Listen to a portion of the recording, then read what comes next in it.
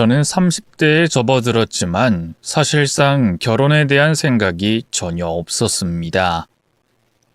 어머니는 늘 습관처럼 제게 결혼 이야기를 꺼내곤 했지만 그 대답은 그냥이었죠. 하지만 이런 경우의 대부분은 가치관 이전에 가정사가 좋지 않은 경우가 많아요. 부모님의 결혼 생활이 불행했을 때 자식들이 결혼에 대한 환상이 없어지는 거죠. 어머니에게 말은 하지 못했지만 사실 저는 그랬습니다. 거기다 딸이 엄마 팔자를 이어간다는 그 말도 두렵기도 했죠. 지금은 돌아가셨지만 살아생전 저는 저희 아버지를 증오했었어요. 아버진 한때는 꽤 잘 나가던 공장의 사장이었는데 IMF 타격을 받으며 사업이 망하고 말았습니다. 다행히 빚도 없었고 금방 일어날 수 있을 줄 알았는데 아버지의 선택은 집에서 쉬는 것이었어요. 죽어도 남 밑에서 일하는 건 못하겠다고 어머니에게 모든 생활을 의지하기 시작했던 겁니다. 그러면서도 자존심이 있어서 어머니에게 막말을 하면서 항상 우위에 있으려고 했어요. 거의 매일 아버진 이런 말을 했죠. 야, 이 정도도 힘들어? 난 10년을 넘게 너랑 전년 먹여 살린다고 뼈 빠지게 고생했어. 얼마 되지도 않는 푼돈이나 벌어오는 주제에 내 앞에서 한숨을 쉬어? 감사하다고 절을 해도 모자랄 판국에. 왜? 돈 벌어보니 유세라도 떨고 싶어? 그런 게 아니라 그냥 숨 쉰 거예요. 한숨 쉰 게 아니라. 지금 설거지하면서 한숨 쉬었잖아. 끝까지 돈 버는 걸로 죽는 소리나 하니까 집안 꼴이 이 모양인 거야. 전년도 얼마나 버르장머리가 없는 줄 알아? 애새끼 교육 하나 못 시킨 것만으로도 넌 처맞아야 해. 알아? 옛날 같았으면 이미 둘 다 몽둥이로 두드려 맞았어. 2년 전여는 바로 저를 지칭하는 말이었습니다. 아버진 집에서 술 먹고 담배 피우고 하는 것이라고는 어머니와 저에게 시비를 거는 것밖에 없었죠. 그러다 보니 어머니가 1분만 늦게 와도 바람을 피웠다느니 몸을 함부로 굴린다는 말까지도 서슴지 않았습니다.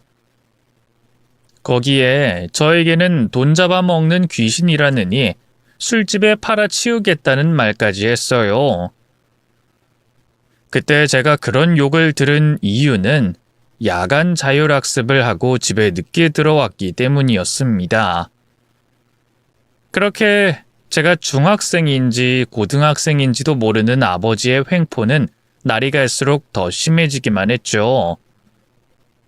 매일 울기만 하는 어머니와 매일 소리만 지르는 아버지 사이에서 저는 올바르게 자랄 수는 없었던 것 같습니다. 한 번은 길을 걷다가 풀린 신발끈을 밟고 넘어진 적이 있었어요. 학교는 지각이었고 비는 억수처럼 내리고 우산은 바람에 밀려서 멀어져 가고 까진 무릎에 통증이 밀려오는 그 순간 저는 제 입에서 평소에는 상상조차 하지 않던 욕들이 튀어나왔습니다. 그리고 뒤늦게 밀려드는 죄책감과 더불어 아버지를 꼭 닮은 제 모습이 끔찍하게 싫어지더군요. 그 뒤로 저는 살아가는 내내 피는 물보다 진하다 라는 말을 가장 두려워하면서 살았던 것 같습니다. 왜 학생 때 으스거리면서도 욕도 좀 하고 습관처럼 말끝에 욕을 붙이는 친구들이 많잖아요. 저는 그것도 들으려고 하지 않았습니다. 그런 친구들 자체를 멀리했고 절교까지 했을 정도로 제 주변을 정리했었죠. 물론 지금 생각하면 너무 과한 반응이었다는 걸 잘 압니다. 하지만 그때는 그렇게라도 하지 않으면 제가 아버지처럼 될 거라고 생각했던 것 같아요. 아버지가 심장마비로 돌아가신 이후에도 저는 언어에 대한 것은 늘 조심했습니다. 그래서인지 제 주변 사람들은 저를 늘 착하게 보더군요. 진중하고 차분하다는 것은 덤이었죠. 난 정말 착한 것 같아. 보통 사람이면 이럴 때 욕이라도 해야 되는 거 아니냐? 너한테 업무 다 맡기고 잘못되니까 네 탓하잖아. 나라면 절대 못 참아. 적어도 뒤에선 욕하지. 아, 그런가? 근데 욕해서 달라질 것도 없잖아. 역시 우리 박보살. 넌 수녀님을 해도 될 것 같다. 사람들이 그러잖아. 천사를 삶아 먹은 것 같다고. 됐어. 천사를 삶아 먹었는데 수녀를 어떻게 하니? 말이 그렇다는 거지. 그래도 너무 당하고만 살지 마. 민원인들이 너만 찾는 것도 다 이유가 있어. 적당히 받아주고 그래야지. 너 고생하는 거 보면 진짜 안타까워. 좀 화도 내고 짜증도 부리고 하라는 뜻이야. 정확한 업무를 말씀드릴 수는 없지만 저는 공무원으로 일을 하고 있어요. 대부분 민원인들을 대하는 일이었는데 꽤 많은 스트레스를 받고 있는 건 사실이었습니다. 제 성격상 딱히 친하게 지내는 사람도 없었지만 눈치가 빠른 사람들은 제 상태를 걱정하는 사람도 있었어요. 이를테면 우울증에 걸린 사람들은 울고 있는 모습이 아닌 오히려 과할 정도로 밝아 보이고 긍정적인 사람이라는 말까지 하면서 제게 정신과 치료를 권하기도 했습니다. 아마 그분들은 제 어두운 면을 봤을지도 모르겠네요. 하지만 저는 신경을 크게 쓰진 않았습니다. 정제된 언어를 쓰고 화를 내지 않는 건 제 인생에서 가장 큰 목표였으니까요. 그러던 어느 날, 저는 진짜를 만나고 말았죠. 저처럼 학습으로 하는 게 아니라 진짜로 착한 사람 말입니다. 그 사람은 나이는 저보다 3살이 더 많았는데 뒤늦게 공무원 시험에 합격해서 들어온 신입이었어요. 건너서 이야기를 들었을 때는 회사를 다니면서 공무원 준비를 했다고 했죠. 성실하고 부지런해서 평판도 제법 좋았습니다. 원래 자리가 거의 지정이 되어 있었는데 제 동료가 출산 휴가로 자리를 비우면서 제 옆으로 오게 됐죠. 나긋나긋한 목소리와 아이를 가르치는 것처럼 쉬운 설명, 친절한 태도는 보는 이들에게 감탄을 자아낼 정도였습니다. 하지만 정작 제가 가면을 쓰고 있었기에 사람 자체를 쉽게 믿지 않았어요. 그러다가 그 사람이 진짜라는 걸 알게 된 일이 생긴 거였습니다. 민원실에 한 할머니가 찾아오셨던 날이었죠. 워낙 특이한 이름이라 여기에는 제가 다른 이름으로 대처해서 적도록 하겠습니다. 그 할머니는 주저하면서 아주 작은 목소리로 자신의 이름을 말했어요. 그래서 그 사람이 부드럽게 다시 물었죠. 성함이 어떻게 되신다고요? 제가 잘 못 들어서요. 주변이 너무 시끄럽죠? 아유, 그러니까 제 이름이 박꽃년. 아유, 이름이 좀 이상하죠? 아이고, 민망해라. 이따금 민원인을 상대하다 보면 정말 너무했다 싶을 정도로 이름을 막 지은 분들이 있긴 했습니다. TV에서 특이한 이름 방송을 하면 나오는 그런 이름 말이죠. 제가 실제로 봤던 이름 중에도 계집이라든가 팔자라는 이름도 있었거든요. 그런데 그 직원이 방긋 웃으면서 말했죠. 사실 제가 그 이름이 너무 예뻐서 다시 듣고 싶었어요. 아이고, 이 청년도 참. 아니, 진짜요. 목소리도 어쩜 그렇게 좋으세요? 제 귀가 호강하는 것 같아요. 호호하하. 그분이 할머니와 웃는 걸 보는데 저는 순간 제 머릿속에 폭죽이 터지는 걸 느꼈습니다. 말하기 민망하지만 그 순간 정말 한눈에 반하게 됐고 혼자 상상 결혼식도 올리고 있었죠. 그리고 그 이후부터 계속 그 사람을 눈으로 쫓게 되더군요.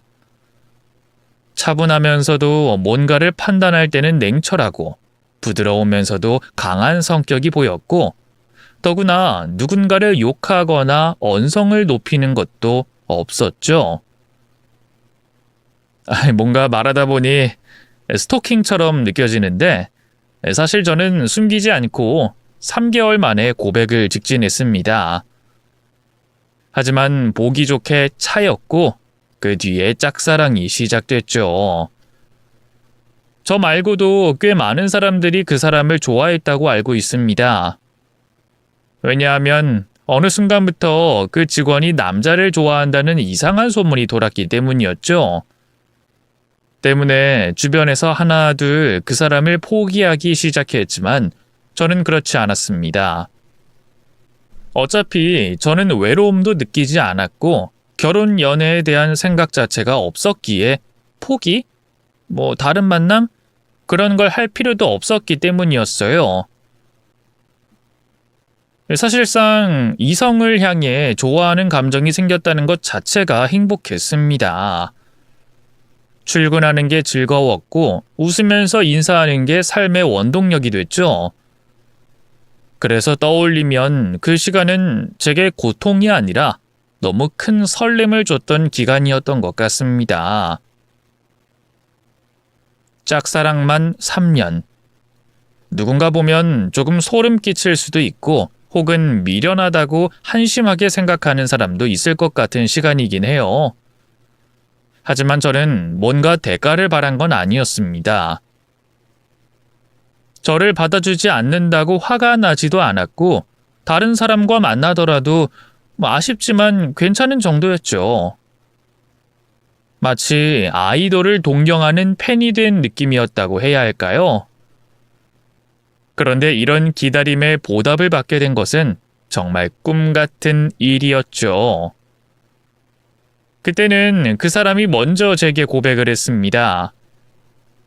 재미있는 부분인데 그 사람 역시 제 말투와 차분함 때문에 좋아하게 됐다고 했어요. 그래서 저는 솔직하게 털어놨죠. 저는 그냥 조심스러운 것뿐인데 이건 타고난 건 아니라 실망하실 텐데 괜찮겠어요? 사람들이 말하는 것처럼 저 착하지 않을지도 몰라요. 저는 조심스러운 것도 타고난 거라고 생각해요. 그 고백조차 진중하고 너무 따뜻했던 사람이었습니다. 정말이지 연애는 최고였어요. 그 전에는 누군가를 만난 적이 없어서 비교할 수 있는 대상은 없었지만 정말 그랬습니다. 마치 설탕물에 빠진 것 같았죠. 너무 달콤하고 행복한데 그 행복에 살이 찔까, 중독될까 걱정될 정도였거든요. 하지만 연애 기간이 길어지면서 단 한 가지가 걸렸습니다. 그 사람이 자신의 가족 이야기를 하는 걸 극도로 꺼려 한다는 거였죠. 뭔가 눈치를 보는 것 같기도 했는데 너무 꽁꽁 감추니까 기분이 불쾌해질 정도였어요. 마치 제게 더는 넘어오지 못하게 선을 긋는 느낌이었기 때문입니다. 연애를 2년 가까이 하면서 제가 아는 것이라고는 위로 형이 둘이 있다. 그리고 막내인 자신과 어머니가 함께 산다는 거였죠. 무엇보다 제가 서운한 것은 연애 자체를 비밀로 하려는 거였습니다. 그 사람은 한참 영화관에서 영화를 보다가 어머님 전화만 오면 갑자기 뛰어나가는 것은 기본이었고 제가 옆에 있어도 없는 척 소리를 죽이라는 듯 검지를 들어 입술 위에 가져다 댔죠. 한 번은 그러는 게 이해가 되지 않아 물어본 적이 있었습니다. 솔직히 결혼까지는 아니라고 해도 연애를 한다는 건 말해도 되지 않아? 오빠 30이 넘었는데 연애 못하게 하시진 않을 거 아니야. 그래도 괜히 피곤해지기도 하고 또 걱정이 되기도 하고. 그 말을 듣는데 그땐 정말 서러웠어요. 아무리 꾹꾹 눌러도 울컥하는 마음이 튀어나왔죠. 오빠 나랑 결혼 안 해도 돼. 그런 걸로 부담 가지고 그럴 필요 없어. 하지만 연애는 눈치 보면서 하고 싶지 않을 뿐이야. 내가 바라는 게 없는데 왜 혼자 걱정을 해? 내가 결혼이라도 하자고 할까봐? 걱정하지 마. 나도 눈치는 있어. 그런 말로 부담 안 줘. 뭐? 아니, 너 왜 그렇게 생각해? 난 정말 그런... 내가 정말 미안해. 생각해보니 네가 그렇게 오해할 수 있을지도 모른다는 생각이 드네. 근데 너랑 결혼하고 싶지 않은 게 아니야. 오히려 너랑 결혼을 하고 싶어서 이래. 널 놓치기 싫어서. 그 뒤에도 굉장히 힘들어하면서 꺼낸 이야기는 다소 충격적인 말이었습니다. 자기는 나름 최선을 다해서 비호하듯 말하긴 했지만 전체적인 말의 요점은 어머님이 정신적으로 문제가 있다는 것이었죠. 어감이 좀 그래서 저도 다른 단어나 표현을 찾아보려고 했지만 딱히 다른 말로 풀 수 있는 단어를 찾을 수가 없었네요. 첫째로 심각한 알코올 의존증이 있다고 했습니다. 거기에 가장 심각한 것은 아들들에 대한 집착이었어요. 단순히 내 아들 하는 수준의 범주가 아니라 들어주지 않거나 자기 뜻대로 되지 않으면 자해까지 하는 정도라고 했습니다. 그런 이유로 앞서 형들이 결혼에 실패를 했다고 하더군요. 첫째 형은 투석 때문에 힘들어하는 어머니를 위해서 간 이식까지 해준 효자였다고 합니다. 하지만 결국 그 일로 이혼까지 당했다고 했죠. 그리고 둘째 형은 사랑하는 여자와 결혼 직전에 파혼까지 했다고 합니다. 하필이면 상견례에 술에 취해서 난동을 피우셨다고 하시더군요. 그래서 엄마 곁엔 이제 나뿐이야. 형들이 원망스럽지만 어쩔 수 없잖아. 형들이 왜 원망이 되는데? 그래도 엄마잖아. 가족이잖아. 나한테 다 떠맡긴 건 솔직히 좀 원망스럽고 엄마가 슬퍼하는 것도 이해가 가고 평생 고생해서 키운 자식들인데 얼마나 힘드시겠어. 남자친구는 이런 말을 미리 해주지 못해서 미안하다고 연신 사과하며 눈물까지 보였습니다. 하지만 다른 누구도 아닌 저였기에 그런 남자친구를 이해하고 보듬어 줄 수 있었죠. 제 직업 특성상 하루에도 민원을 처리하는 일이 많고 그 중에는 정말 최악이라고 부를 수 있을 정도의 사람도 많아요. 욕도 하고 막말하고 아무 서류도 없이 와서 무조건 해내라고 하는 분들도 있습니다. 하지만 저는 그런 10명의 사람보다 저희 아버지 한 명이 더 힘들다고 장담할 수 있어요. 가족과 가족이 아닌 타인에게 받는 상처는 애초에 크기가 다르기 때문이죠. 그래서 저 역시 제가 살아온 과거를 말해줬습니다. 그 이야기를 하면서 우린 참 많이 울었어요. 서로가 참 다른 사람이라고 생각하고 만났는데 알고 보니 비슷한 아픔을 겪었다는 걸 알게 됐고 말입니다. 난 오빠가 진짜 엄한 집에서 자란 도련님인 줄 알았어. 그래서 우리 집이랑 수준 차이가 날지도 모르겠다 이렇게 생각했었어. 혼자 자격지심도 조금은 가지고 있었고. 나야말로 무서웠어.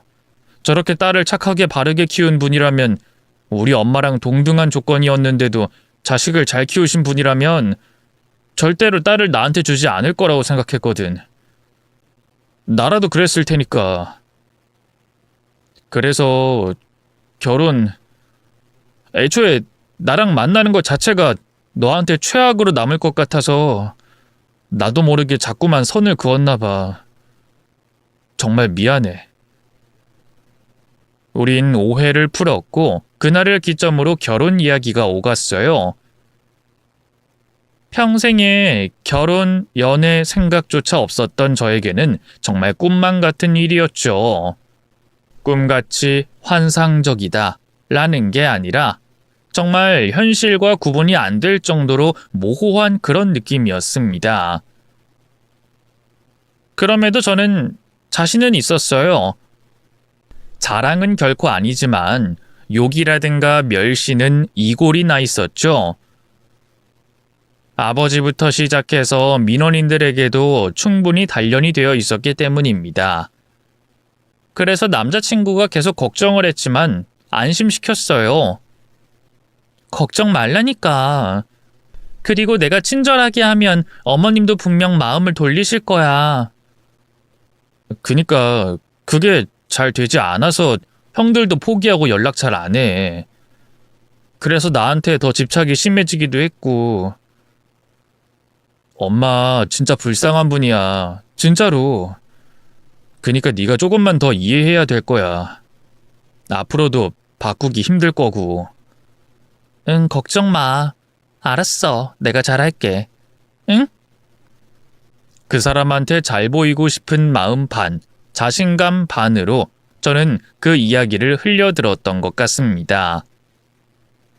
언성이 높고 막말을 하고 욕을 습관처럼 하시는 분들의 90% 이상은 보통 힘들고 외로운 사람들이었거든요. 그래서 제가 이야기를 들어주고 이해하고 불편한 부분을 알아주면 금방 수그러지곤 했었습니다. 이를테면 귀가 잘 들리지 않아서 언성 자체가 높으신 어르신들이 그랬고 글을 읽을 줄 모르는데 그걸 말하기 부끄러워 괜히 욕을 하는 분들도 있죠. 그래서 어머님 역시도 제가 곁에서 친구처럼 딸처럼 대하면 괜찮아질 거라고 생각했었습니다. 하지만 처음 인사를 드리러 간 날에 알겠더군요. 보통의 민원인들과는 차원이 다르다는 걸 말이죠. 일단 술에 거하게 취한 상태였고 속옷을 입지 않은 채 늘어진 티셔츠 하나만 걸치고 계셨어요. 그리고는 반쯤 풀린 눈으로 저를 보고 내던진 한마디는 이거였습니다. 도둑년, 도둑년! 내 아들 훔쳐갈 생각이냐? 망할 도둑년! 거지같이 생긴 게 어딜 내 아들을 넘봐! 내 아들 공무원이야. 치마 입고 엉덩이나 흔들어서 내 아들 꿰어냈지? 그렇지? 남자친구는 얼굴이 터질 것처럼 빨갛게 되어서는 그런 어머니를 말렸죠. 엄마, 그만해. 왜 이렇게 마셨어? 오늘 손님 온다고 내가 미리 말했잖아. 한참을 실랑이를 하다가 남자친구를 확 밀치고는 삿대질을 하셨습니다. 너도 이 새끼야. 이제 엄마 버리고 나가려고 저 개집에 데리고 온 거잖아. 늙어 병든 이 어미를 버리려고. 내가 죽었으면 좋겠지. 너도 너희 형들처럼 나 버리려고 그러는 거잖아. 이래서 자식 새끼들 키워봤자라는 말이 나오는 거야. 너네 천벌받아. 부모한테 효도 안 하면 지옥에 떨어져서 영원히 불에 타 죽는 거 몰라? 썩을 놈. 너도 필요 없어. 엄마. 제발. 오늘은 이러지 않기로 했잖아. 그러게 내 눈에 차는 애를 데리고 왔어야지. 너희 형들도 여자들이 성격은 괴팍해도 집안은 잘 살았어. 홀어머니 모시는 외동딸. 너 그러다가 장모도 모시고 살아. 이 호구 같은 놈아. 전현이 그런 거 머릿속에서 계산기 안 돌렸겠니? 그런 거 아니야. 진짜 왜 그래? 제발 술 좀 그만. 남자친구가 술잔을 빼앗으려고 하자 침까지 주르륵 흘리면서도 잔을 사수하시더군요. 결국에는 테이블 위로 술이 쏟아지고 약간의 실랑이까지 벌어졌죠. 아이고, 내가 자식 새끼들 힘들게 뒷바라지 시켜서 키워놓고 이렇게 산다. 내가 하루라도 빨리 죽어야지. 내가 죽어야 너희들이 내 사진 앞에서 눈물 뚝뚝 흘리면서 죄송하다고 하겠지. 그치? 그래. 너희 결혼하는 날 내가 여기서 목 매달아 보마. 네 소원대로 엄마는 빠져줄 테니까 둘이서 여기서 깨를 볶든 말든 마음대로 하고 살아. 사람마다 들키기 싫은 모습이 있잖아요. 남자친구에게는 그때 그 어머니가 그랬던 것 같습니다. 제게 미안하지만 집에서 나가달라고 하더군요. 저 역시 그 상황을 충분히 이해했기에 그 집에서 나왔고 현관문이 닫히자 뒤에서 병이 깨지는 소리가 들렸죠. 술병을 제가 나간 현관으로 던진 거였습니다. 정말로 말문이 막히더군요. 처음 본 사람에게 할 수 있는 행동도 아니었고 제가 상상으로 짐작하던 수준도 아니었죠. 때마침 소란에 밖으로 나온 옆집 할머니가 제게 상황을 물었습니다. 저는 대충 잘 모른다고 대꾸했고요. 혹시 이 집의 아들 여자친구? 아, 네. 잠깐 인사드리러 왔어요. 아이고, 아가씨. 내가 정말 어른으로 말하는 건데 이게 오지랖이라고 찬소리처럼 들릴 수도 있는 거 알아. 근데 이 집은 아니야. 애들이야 착하지. 뭐 큰애도 좋은 회사 다니고 둘째는 학원 강사인가 그렇다는데 막내도 공무원? 그건 맞지? 그중 누구? 막내 여자친구? 네. 아유, 진짜 참하게 생겼네. 감사합니다. 근데 아가씨, 이 집엔 며느리로 들어가면 못 써. 속병 난다고. 이 집에 큰 며느리 걔도 암 걸려서 죽을 뻔했잖아. 결국 아들들도 다 집에서 나가버리고 혼자 남아서 밤마다 술 먹고 난리를 쳐요.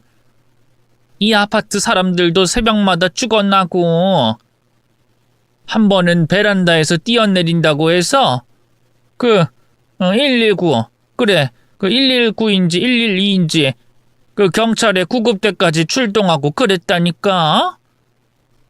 그런데 아들은 오죽하겠어. 아직도 88에서 저거 시어머니 되면 아가씨가 죽어.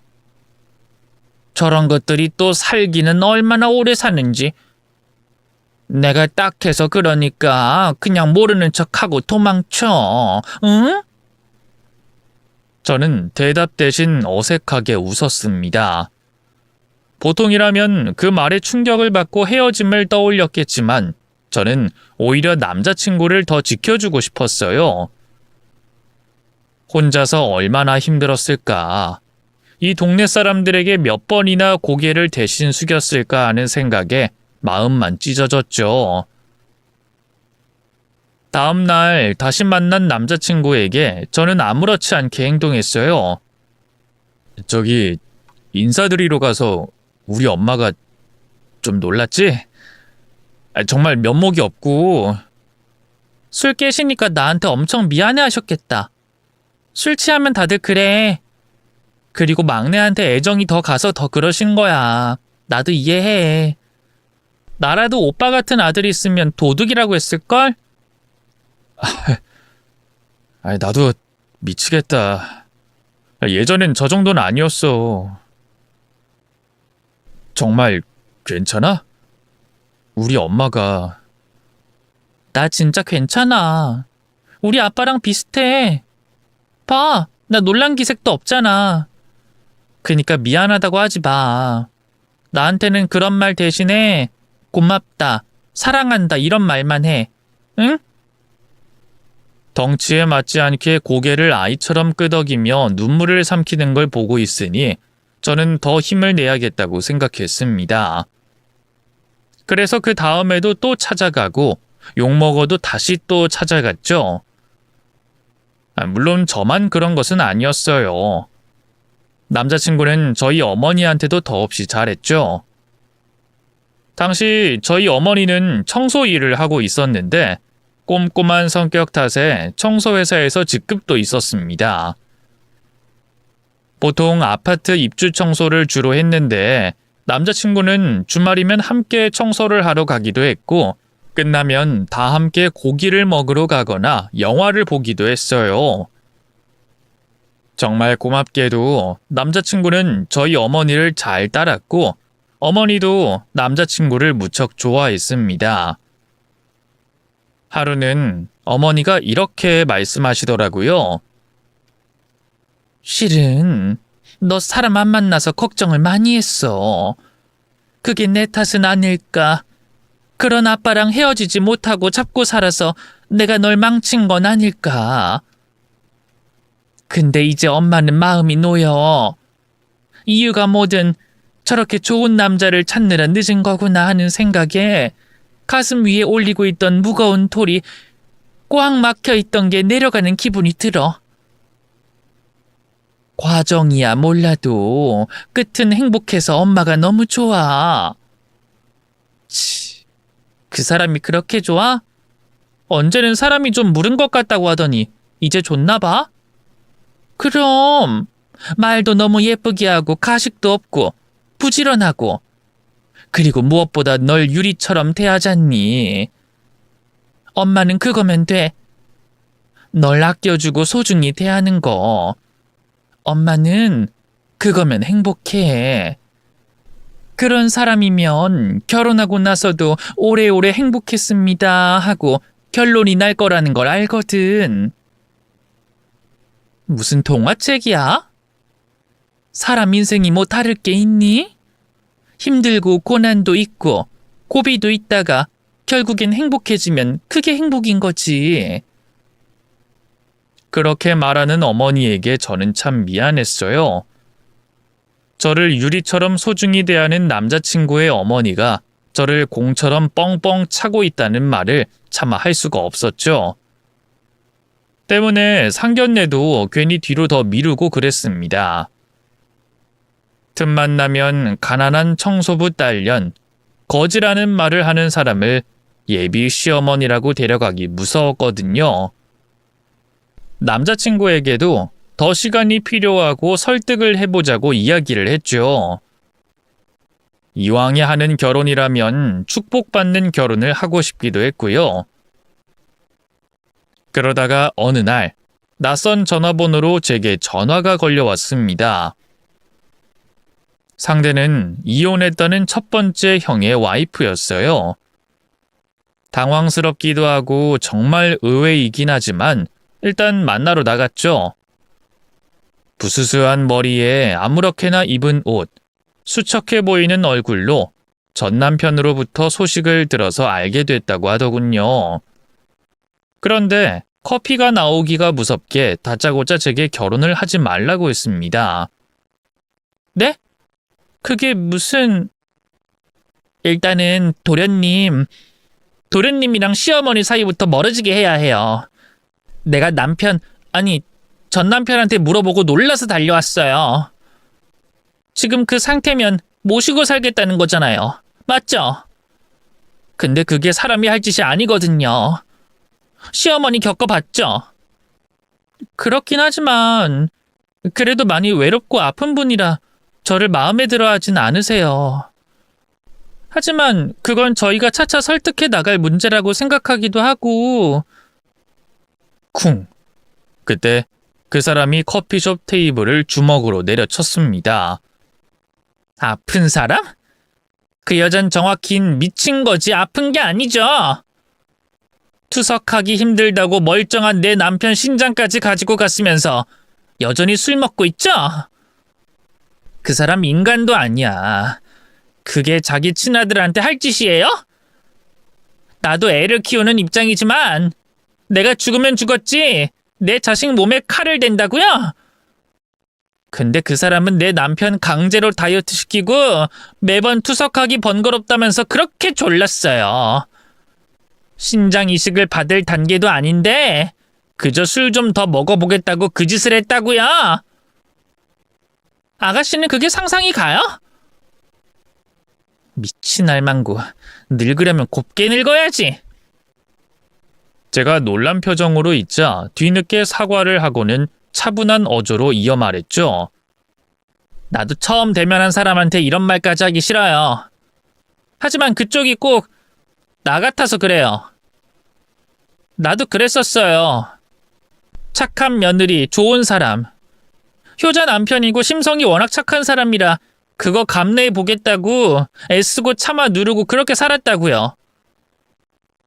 같은 여자기도 하고 지금 마음이 어떤 마음인지 이해하고 있으니까 나도 이런 말 하는 거죠.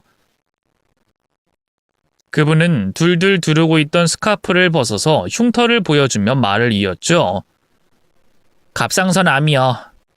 저한테 남은 건 아픈 남편이랑 병뿐이거든요. 우리 이혼한 줄 알지만 사실 같이 살아요.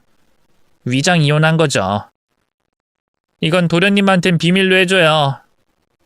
어머님이 알면 또 제 남편한테 무슨 짓을 할지 모르니까. 네, 비밀로 할게요. 도련님은 그 집 형제 중에 제일 착해요. 설득도 뭣도 통하지가 않아서 우리 남편도 포기를 했어요. 어쩜 하나같이 다들 돌아가신 아버님을 꼭 닮았는지. 아버님이요? 네, 아버님은 좋은 분이셨거든요. 인자하고 늘 자상한 분이었죠. 솔직히 저도 그 집구석 진즉에 떠나고 싶었어요. 그런데도 아버님 임종까지는 보고 그러고 이혼한 거예요. 평생을 그 망할 술값 된다고 일만 하셨던 분인데 그런 일이 있는 줄은 몰랐어요. 오빠는 돌아가신 아버지 이야기는 거의 하지 않아서요. 어머니한테 단단히 교육을 받아서 정신 못 차렸거든요. 들어보면 가관이 아니죠. 아버님은 평생을 백수처럼 돈도 못 벌어온 사람 취급을 하고 본인 혼자 고생해서 애들 키웠다고 하시거든요. 근데 큰아들인 저희 남편은 그게 아니라는 걸 알고 있었고요. 어머닌, 아니, 그 인간은 자기 아들들이 다 자기 소유인 줄 알아요. 그 집 둘째도 파혼한 거 알죠? 네, 과하게 드셔서 실수를 했다고. 어머님 술 몇 잔 먹고 그렇게 되실 분 아니거든요. 그때가 몇 년 전이야. 어쨌든 그렇게 파혼시킨 뒤에 멀쩡히 걸어가는 거 제가 봤고요. 오로지 아들들 앞에서만 그러세요. 술주정에 요괴. 그럼에도 불구하고 결혼을 감행한다? 그럼 제 꼴 나는 거죠. 제가 자기를 때렸다고 하질 않나. 어디서 일부러 다쳤는지 멍투성이로 나타나서 울면서 저랑 이혼하라고 하셨어요. 그게 끝일까요? 남편이 조금이라도 저를 감싸고 둘 때마다 죽겠다고 그러셨어요. 제 남편 엄청난 효자였어요. 그러니 신장까지 줬겠죠. 그런데도 저한테 아이 생기자마자 저한테 위장 이혼하자고 했거든요. 왜? 남편만 유일하게 어머니가 거짓말을 하는 걸 알았으니까요. 그걸 알면서도 그냥 가엾다 불쌍하다면서 속아줬던 거고. 어머님 그런 분이세요. 아셨어요? 저도 어려운 분이라는 거 알아요. 하지만 도련님 정말 착한 거 알아요. 형들 그렇게 되고 절연하다시피 했는데도 끝까지 어머님 곁을 지키고 있는 분이죠. 그래서 더 문제라는 거예요. 공무원 월급 얼마 되지도 않는데 그거 몽땅 다 빼앗기고 우린 아무리 잘해도 결국에 자기 아들 빼앗아간 도둑년들 되는 거고요. 두고 봐요. 분명 그 인간 결혼 안 시키려고 할 겁니다. 왜? 그럴 때마다 아들들이 자기한테서 멀어졌으니까. 교훈이 있는 거예요. 그쪽한테 더 지독하게 굴 거라는 걸 말이죠. 형님이라고 해야 할까? 어쨌든 그분 말씀은 시어머니가 점점 지능적으로 결혼 자체를 막으려고 하고 있다고 했습니다. 큰아들 결혼에는 상견례든 뭐든 정상적인 것처럼 했다고 하더군요. 그리고 둘째 아들은 상견례에서만 그렇게 행동했다고 했죠. 생각해보니 저는 첫 인사부터 그랬다는 걸 알고 조금 충격을 받긴 했습니다. 뭔가 신빙성이 있었죠. 그래서 저는 그 만남 이후로 진지하게 고민을 많이 했어요. 행복해 보인다고 안심하고 있는 저희 어머니에게 보여줄 용기가 선뜻 나지 않았기 때문이었죠. 고민 끝에 저는 남자친구에게 사실을 모두 알렸어요. 물론 비밀로 해달라는 위장 이혼 부분만 빼고 말입니다. 형수가 그런 말을 했다고? 나랑 엄마 사이부터 멀어진 이후에 생각하라고? 어쩌면 그런 말을 내 여자친구한테 할 수가 있어? 그것도 결혼을 앞둔 사람한테. 정말 너무하네. 꼭 그렇게 말한 건 아닌데 어쨌든 우릴 많이 걱정해 주셨어. 오빠, 엄청 반대하기보다는 걱정을 했다는 말이지. 실제로 틀린 말은 아닌 것 같기도 하고. 네가 휘둘리면 안 되는 거야. 형수 물론 좋은 사람이지. 하지만 암에 걸린 게 왜 엄마 탓이야. 엄마가 정말 다 잘했다는 말은 아니지만 핏줄이잖아. 그걸 끊어낼 수도 없는 거고. 하지만 형들은 좀 너무했어. 엄마가 실수했다고 해도 가족인데. 아니야? 그치, 핏줄이지. 핏줄이 뭐야. 서로 힘들 때 돕는 거야. 엄마 술 저렇게 많이 마시기 시작한 것도 형들 집에서 나간 이후부터야. 그 전에는 저렇게 심하지 않았다고. 그런데 이제는 엄마는 물론이고 내 연락도 잘 안 받고 최근에 내가 결혼한다고 보낸 문자에 답장이 온 게 전부인데 그걸 이혼한 형수한테 말을 하다니. 정말 실망스럽네. 걱정이 되니까 좋게 생각하자. 알지. 그래도 나를 먼저 만나야 했다고 생각해. 그리고 말이 나와서 하는 말인데 앞으로는 따로 만나지 않는 게 좋을 것 같아. 형수랑은 이미 이혼한 상태야. 그러니 당연히 좋은 말 나오지도 않을 것 같고. 안 좋은 소리도 계속 들으면 자꾸 그런 쪽으로 가. 무엇보다 우리까지 엄마 포기하면 엄마가 너무 불쌍하잖아. 어? 그렇지. 알았어. 앞으로는 따로 만나거나 하진 않을게. 저는 되도록 좋게 돌려서 말을 했습니다. 설명도 순화해서 말했죠. 하지만 남자친구는 그것도 받아들이지 않았습니다. 격양되고 흥분된 목소리로 자신의 어머니를 보호하기에 바빴어요. 조금은 안타까웠지만 그런 사람이었기에 제가 좋아했다고 생각했고 그걸로 소심한 설득은 끝이 났죠. 그런데 하필 그 일이 있고 얼마 되지 않아서 제가 상상도 하지 못한 일이 벌어지고 말았습니다. 결혼을 한참 준비하고 있을 때 저희 어머니가 돌아가셨던 거였죠. 비유성 심근경증이라고 했습니다. 유전적으로 불필요한 심장 근육이 과도하게 두꺼워지면서 정상적인 심장 구조와 기능 자체를 방해하는 심장병이라고 했죠. 문제는 몸에 나타나는 증상이 거의 없어 환자들 대부분이 이 병이 있는 걸 모르고 산다고 하더군요. 다시 말해 돌연사를 할 가능성이 있는 질환이라는 거죠. 사고 당일 저는 그저 어머니가 너무 오랜 시간 잠들었다고 생각했고 그 얼굴이 너무 평온했기에 아침을 준비하면서도 몰랐습니다. 뒤늦게 깨우러 갔을 때야 어머니의 몸이 싸늘하게 식어 있다는 걸 알았죠. 아버지로 인해서 약간은 멀어지고 싸우기도 했었지만 세상에 둘만 남겨졌던 순간에는 더없이 큰 존재였습니다. 발톱이 빠질 정도로 일을 하고 와서도 제 앞에서는 아프다는 내색도 하지 않던 강한 분이었고요. 늘 긍정적이고 밝아서 모두가 사랑했던 그런 사람이었습니다. 사람들과 늘 거리를 두던 제게는 둘도 없는 친구이기도 했었죠. 저는 아예 정신을 놔버렸습니다. 남자친구가 대부분의 장례를 준비했고 제 곁에서 저를 위로해줬죠. 손님을 받고 엎드려서 울고 있는 저 대신 모든 걸 대신해줬어요.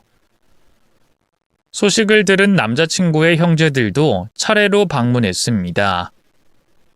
그리고 저를 설득하던 형수도 방문을 해서 짧게 인사를 전하고 갔죠. 그런데 마지막 새벽에 의외의 방문자가 있었으니 그건 남자친구의 어머니였어요. 남자친구도 놀란 걸 보면 방문 자체가 예정에 없던 일이었던 것 같았습니다. 심지어 검은색 옷도 입지 않았고 꽃무늬 원피스에 빨간색 겉옷을 둘둘 두르고 왔더군요. 절도 하지 않고 저희 어머니 사진만 쓱 보더니 맞은편 테이블에 자리를 잡으셨죠. 소주를 벌컥벌컥 따르더니 그걸 한 번에 꿀꺽 삼켰습니다. 물가에 내놓은 아이처럼 조마조마한 표정으로 남자친구는 그 상황을 보고 있었는데 손님들이 남아있는 상태라 어쩔 줄 몰라 했어요. 결국 조심스럽게 어머님 곁으로 가서 작게 말했죠. 엄마, 술 너무 많이 하지 말고 여기서는. 응? 내가 못 올 때 왔어? 이놈이 버르장머리 없이 어디서 애미한테 설교야? 월급도 쥐꼬리만큼 받아오는 주제에 뭘 잘했다고 유세야? 엄마, 여기 장례식장이야, 제발. 장례? 난 상견례 하러 왔다. 왜? 너네 결혼한다며? 내가 전현 거지라고 어디 구질구질하게 살아보라니까 그렇게 하겠다며? 너 정도면 돈도 많고 집안 잘 사는 그런 집 딸년을 10번이고 100번이고 데려올 수 있는데 너랑 똑같은 쥐꼬리 월급 받는 걸 어딜 며느리라고? 남자친구가 절망에 빠진 얼굴로 어머니를 끌고 나가려고 했습니다. 하지만 오히려 아들의 그런 반응이 그 사람을 자극한 것 같았죠. 소리를 꽥 지르고는 주머니에서 구깃구깃한 돈을 제 쪽으로 던졌습니다. 10,000원짜리 3장이었어요. 왜? 조의금으로 부족하냐? 아직 가족도 아닌데 이년아. 이 정도라도 줬으면 감사합니다. 무릎이라도 꿇어야지. 어디서 질질 짜고 있어? 그 눈물로 내 아들 꼬였냐? 그래? 저는 참지 못하고 일어나서 소리쳤습니다. 지금 이게 무슨 짓이에요? 꼭 이렇게 하셔야겠어요? 뭘? 내가 뭘 했는데? 말하는 거 봐라. 내가 뭘 잘못했어? 너네 집 사정 뻔히 아는데 그럼 내가 널 웃으면서 반길까? 네가 자식 낳아봐라. 그런데 갑자기 어디 거지 같은 게 우리 집에 들어온다고 해봐. 넌 나보다 더하면 더했지 덜하진 않을걸. 두고 봐라. 하긴 그 나이 처먹고도 아직 결혼도 못했으면 자식 덕은 볼 수가 없지. 늙어서 애는 낳겠어? 아휴, 저런 게 내 며느리라니. 참 사돈도 양심 없네. 어떻게 저런 애를 덜컥 놓고 떠나? 엄마, 진짜 왜 그러는데? 여기서 할 말도 아니고 그런 말을 하면 안 돼. 어디서 날 가르치려고 들여? 너 지금 나한테 언성 높였어? 아이고, 내 자식이 여자 치마폭에 빠져도 단단히 빠졌네. 내가 어디 틀린 말했니? 홀어머니도 기가 찼는데 이제 고아야 고아. 우리 집 수준이 이렇게까지 떨어질 이유가 뭐가 있어? 그 순간 모든 것이 주마등처럼 스쳤어요. 그중에 가장 걱정되는 건 혹시나 있을지도 모를 저희 어머니의 영혼이었습니다. 만약에 이런 상황을 다 듣고 다 보고 계신다면 어떨지 상상만 해도 뱃속이 뒤틀리는 느낌이 났죠. 해맑게 웃고 있는 액자 속의 어머니 사진을 보니 결혼이고 뭐고 다 필요 없다는 판단이 섰습니다. 그래서 저는 가방에서 어머니 통장과 보험 가입 서류를 들고 와서 테이블 위로 던지며 말했죠. 우리 엄마는 당신이랑은 달라요. 당신이랑 비슷한 조건으로 살았을진 몰라도 평생 술 퍼먹고 자식들 등골 빨아먹는 당신이랑은 차원이 다르다고! 자긴 못 입어도 나한테 늘 좋은 거 입혔고 자긴 못 먹어도 날 위해서 평생 저축하면서 사셨거든요? 함부로 말하지 마세요. 그쪽 술안주로 삼을 뿐 아니거든요? 당신? 이게 보자 하니까 가만. 1, 10, 100, 1000만, 100만, 1000...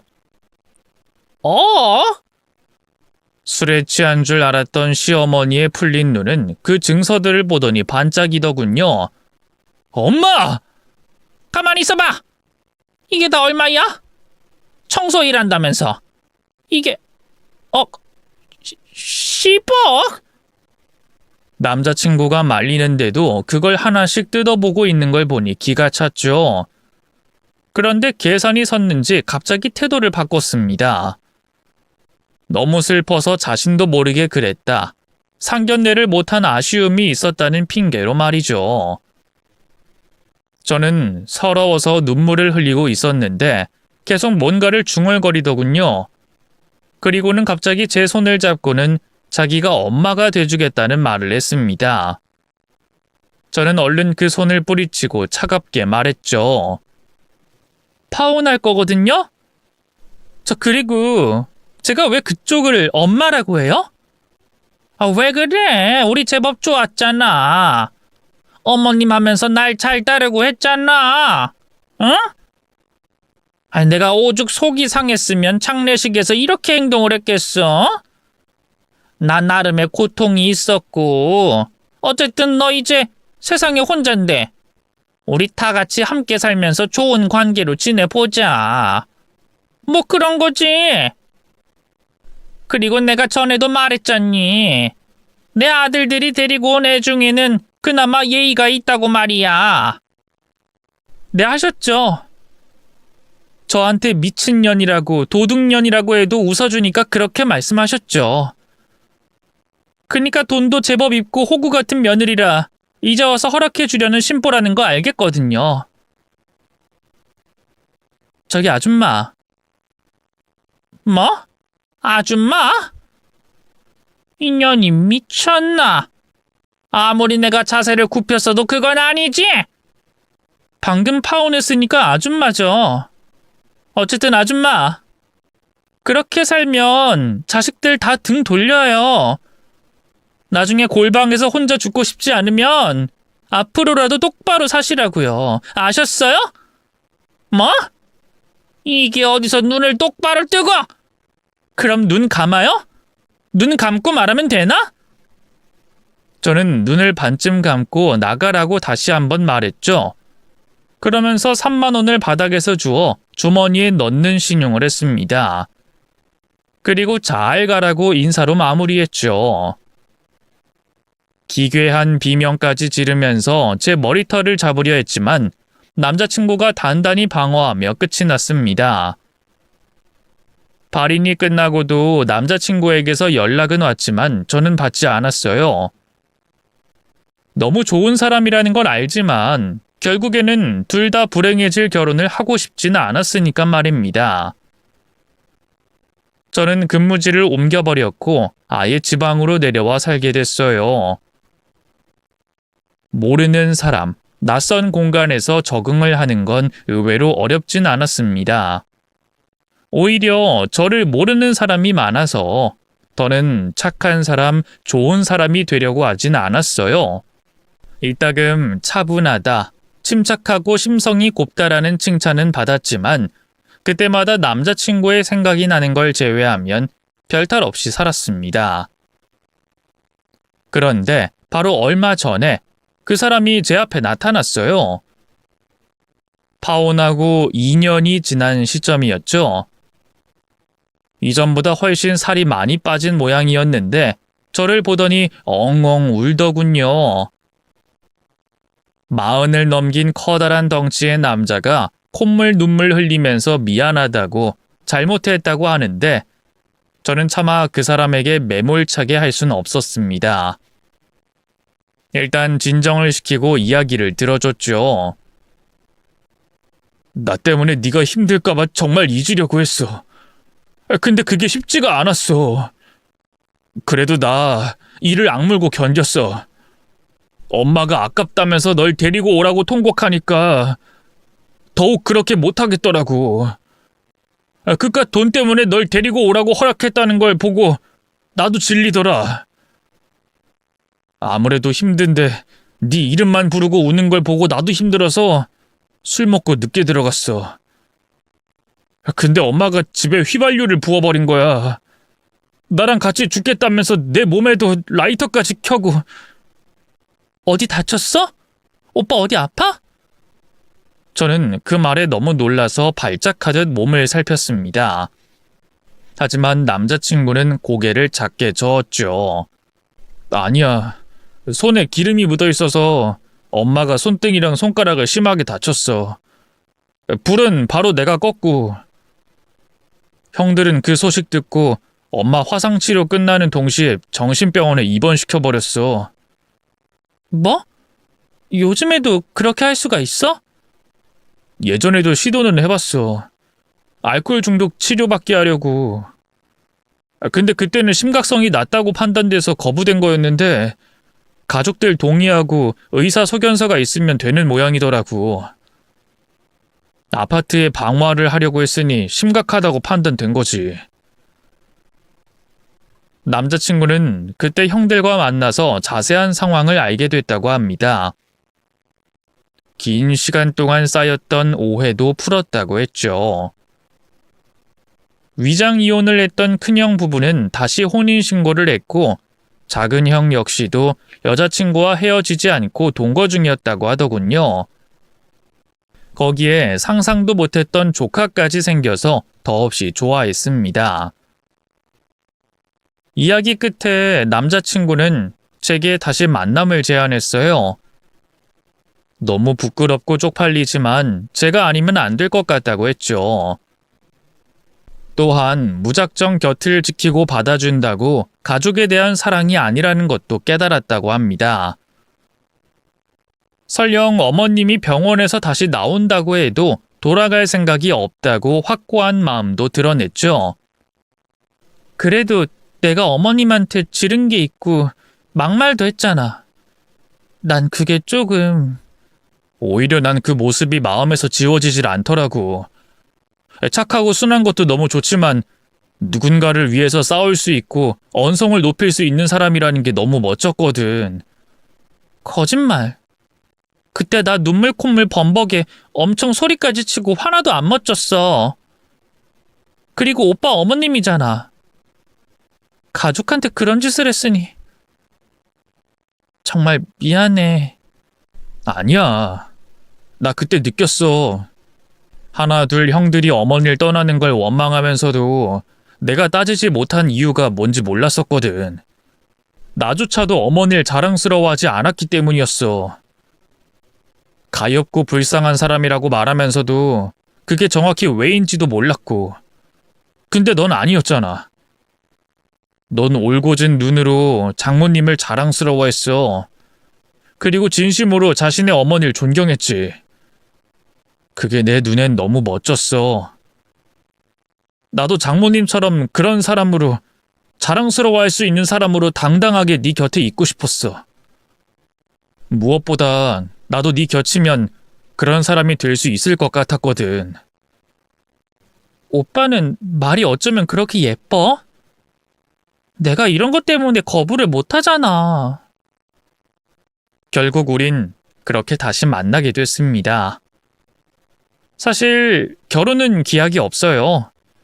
하지만 제가 있는 지방에 지원을 했으니 조만간 결혼까지 하게 될 것 같다는 예상만 하고 있습니다. 물론 앞선 형제들이 먼저 결혼을 하고 그 다음 차례가 될 수도 있고요. 이제는 그런 것은 상관이 없어졌죠. 어머니 말씀처럼 과정보다는 끝이 행복하면 될 것 같거든요. 모쪼록 저희 행복하게 살 수 있게 많은 응원 부탁드립니다. 제 이야기를 끝까지 들어주신 분들도 모두 오래오래 행복하게 살았습니다. 라는 결말이 있길 저도 기도할게요. 감사합니다.